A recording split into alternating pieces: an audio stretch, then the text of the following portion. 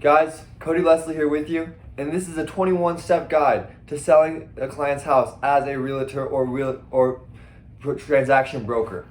Alright, so now we're at step 6, and if you got this video and you're like, what is going on? Please go back to my first video and watch it. It kind of defines everything that's going on here. This is a 6th step. Each video is a different step, or 2 steps sometimes, to selling a house as a realtor. Now let's get straight into step 6, guys. And after you've gotten all the information that you're going to input in the MLS eventually, this is when you're going to need to get your photos ready, as well as get the measurements. So I said that you need to collect a floor plan. Well, unfortunately, guys, a lot of times you're not going to be able to get a floor plan from your sellers. They're not going to have a floor plan, and that's going to be okay, because that just means you're going to have to get a measurement.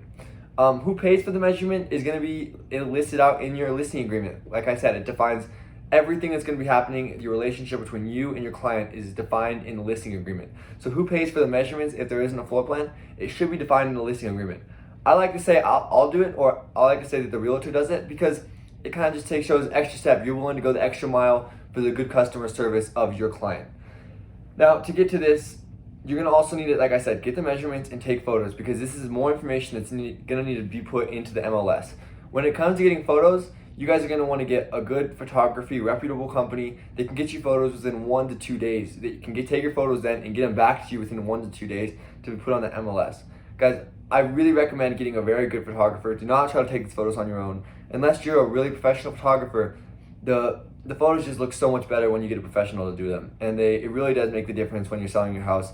When people see them on the MLS, they like the photos that look a lot better, to be honest. So I really highly recommend you do that. You get good photos, and you get them back within 1 to 2 days, because like I said, in the listing agreement, it defines when you're going to put the property on the MLS. So if you're 3 days away from when you need to put the property on the MLS, you need to get those pictures back quick, and you need to make sure you're getting your measurements quick.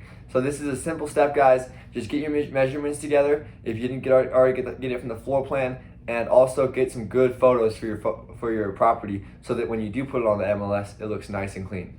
Sounds good, guys. I'll see you back for step 7. Which is going to be talking about putting your actual property on the MLS, getting all the information in there. Looking forward to it, guys.